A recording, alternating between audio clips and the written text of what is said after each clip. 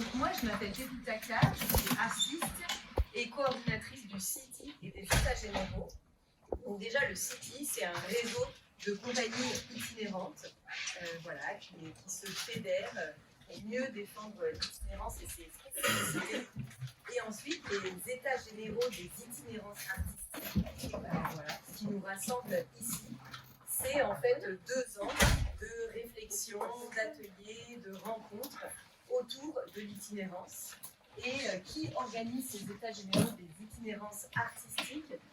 Nous sommes nombreux, donc il y a autant des compagnies itinérantes que des lieux labellisés, que des collectivités, que des associations d'élus, que l'UFIS par exemple. Et donc on a plusieurs étapes qui vont se dérouler en 2024 et 2025.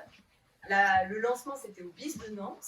Là c'est un premier temps de recherche parce qu'on va assez vite passer aux ateliers, on va se mettre par sous-groupe et on va essayer de chercher ensemble. Et après, il y aura un premier temps fort à Villeneuve-en-Seine, les 8, 9, 10. C'est bien ça les dates. Ouais, merci. Ok. Voilà. Aussi, ces 2 ans de réflexion, c'est un peu aussi pour se dire qu'est-ce que c'est finalement l'itinérance. Donc c'est difficile d'avoir une définition commune. Et on va peut-être mettre 2 ans ou plus pour l'avoir. Mais on s'est entendu comme base pour se dire que l'itinérance, c'est un spectacle ou un projet artistique qui va vers un public, qui va vers un territoire. Et ensuite, il y a aussi une notion d'habiter, parce que l'itinérance, elle s'empare des espaces et elle s'installe en fait sur un territoire pendant un temps donné et elle va laisser une trace dans nos mémoires collectives. Donc aujourd'hui, on va notamment réfléchir sur les projets itinérants dans les territoires ruraux, plus spécifiquement.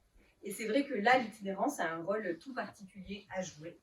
Donc déjà, de par sa mobilité, parfois la légèreté de ses équipements, sa polyvalence, on peut se dire assez rapidement que l'itinérance, en fait, elle répond à une problématique de maillage d'équipements culturels en France et en ruralité. Et du coup, elle répond déjà à une barrière matérielle d'accès à la culture, en ouvrant des possibles dans des espaces ou des territoires qui semblaient soit verrouillés, soit inactifs. Mais on s'est dit que ça serait un peu réducteur d'essentialiser cette pratique à ça, comme si l'itinérance serait uniquement un outil de démocratisation culturelle, une manière d'amener la culture là où elle n'est pas. Parce qu'en fait, ce n'est pas juste une forme mobile du théâtre en dur, mais l'itinérance, elle a une approche particulière qui met en fait la notion de rencontre au cœur de sa pratique. Et en fait, on dit que l'itinérance, elle va au-devant du public et des territoires.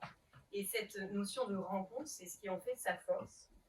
On aime dire qu'il y a que cette rencontre a un double sens, une démarche d'inclusion à un double sens. Premièrement, c'est une inclusion des compagnies et des projets au cœur des territoires, qu'elles tentent souvent d'infuser. Et d'autre part, c'est une inclusion aussi du public. Le public, pour les projets itinérants, est souvent vu comme un ou une amie, un ou une invitée, qui s'inscrit au cœur même des démarches artistiques. Parce qu'il est soit invité à participer directement au processus créatif, soit parce que le spectacle itinérant se nourrit directement ou indirectement du territoire et de ses habitants.